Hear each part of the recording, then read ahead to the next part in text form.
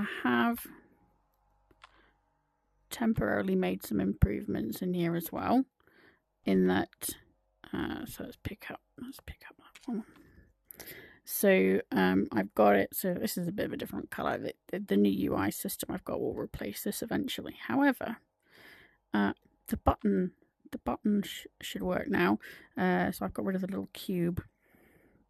So reports the object you've got there, click enter, and here we are. So we're now in the inspector environment, so you can walk around it. You can take a look at it. These are obviously low poly ones, so they're quite rough looking when they're big. But so now what we can do is, again, this UI is going to change, so I'm not too fussed about any issues with it right now. But so we can scale it, and we can go from like really tiny up to 50 times the normal size. So we can give it a good scale. I think at the moment it's defaulted to 15 times. So you can reset it by clicking this button, and it resets to that initial starting scale for the scene. Then we have the rotation. Now, I hate this scroll bar, it's really annoying. It's really fiddly. So I've got rotation split 3 ways, so you can rotate it in the X, Y, and Z. So there's like an initial transform applied to it when it starts, so that's why these aren't 0. So we have, I'm trying to work out why this does happen sometimes. I'm not quite sure why. Even though I've got it all clamped, sometimes it revolves more than once, and I don't know why that is. But you can rotate it in that in the X-axis. You can click to reset that as well. You can rotate it in the Y, like that. And again, these should all be able to be manipulated sort of separately. They're a little fiddly at the moment. I think that might be something to do with the UI though. So I get the new UI system now. And then you can rotate it in the Z as well. So up and down. I might try and get some symbols on whatever UI I end up with, rather than just this, because I think it will be a bit more user friendly if it had those. And I'm not quite sure why. I have it clamped in 3 different ways to between 0 and 360. And it also does math in the background to make sure it's clamped in between that as well. So I'm not sure why it's doing this.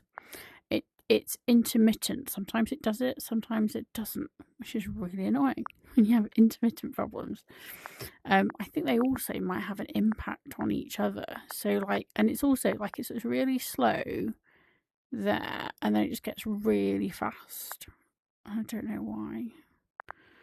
And like that is now doing 1 complete revolution, which is what it's meant to do. And yeah, it wasn't a minute ago. So I think there's something that is all. So anyway, the point is you can move it around. You can then go and have a look at it yourself. So the controls that I need to add in once I've got this kind of finalized, I want to add, this is another reason why I want the UI sorted. I want to add translation, so up and down, left and right, just that basic up, down, left, right, just in 4 directions.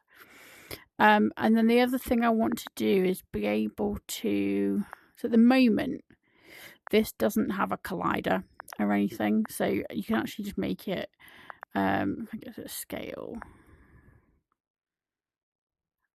it's so fiddly that, if I get to scale, so I scale this up really big, and then it'll go through the floor like when it's really big. So what I'd quite like to do is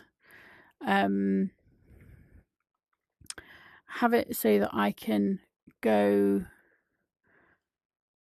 up to it and perhaps have a button that activates a collider on this to enable you to walk on it, so that you can like go and use your little teleporter and go kind of up there with it if you like.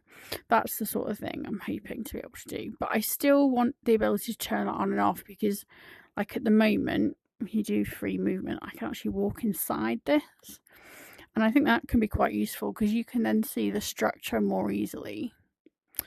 The other thing I want to do is introduce a material settings. So I think once those things are in, so once we have the little bugs worked out in in terms of how much it will turn, and the translation movement, and maybe then the walking on it movement, I think then this would be something that I could, because this is all very kind of, the way I've designed it is it's very independent of the actual object.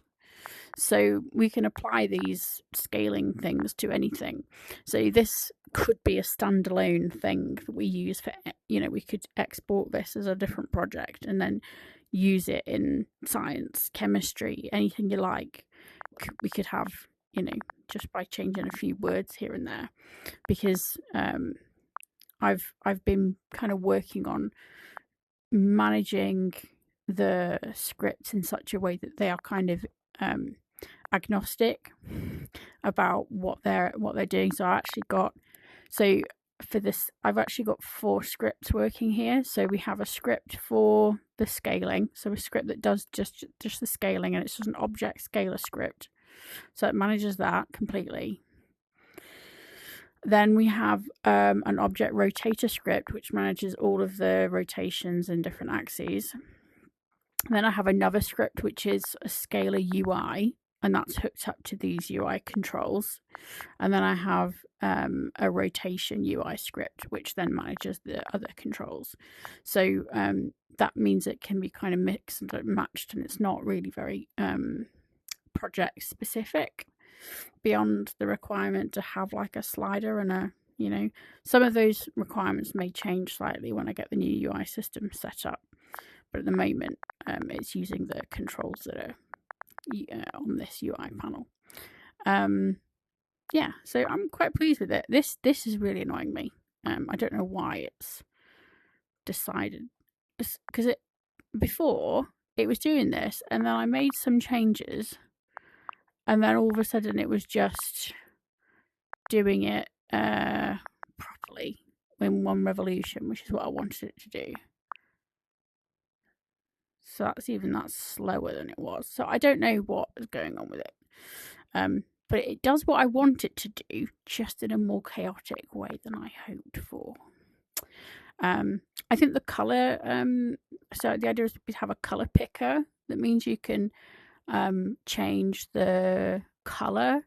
So I think these models, because they're the sample models, they're kind of low poly. Sorry, I've got it. At the moment, the reason I don't like this UI panel is that when you use your thumbstick, it adjusts the value. So I've got that selected, and I use the thumbstick to move around, which is why it's now got really small. Hang on a sec. I hate this scroll bar. It's so finicky. There we go. Because this is the kind of low poly reference skeleton, I don't think that this is what this room will be used for. I think it's more likely to be useful for the actual bones, the kind of high poly ones. So I want to test it with those next. I think I'll try it with those. Bring one into the other scene and try it out. But I think certainly with this one, if you wanted to use it with these, you would want to be able to change the colour, because there's so much that you can't make out because of how white it is at the moment. So that might be also an argument for introducing some environmental controls. So being able to change the wall colour, the light colour, etc., all in an effort to make it adjustable enough that you can actually see the detail on the bones. Obviously, again, because this is a low poly model, the detail is not particularly high. So you can see it moving there. I'm moving myself around with this, and if I do left or right, it changes it changes the model. So yeah, no, I'm pretty pleased with it. Given that it's really only taken me a day and a half to get the rotation stuff sorted out.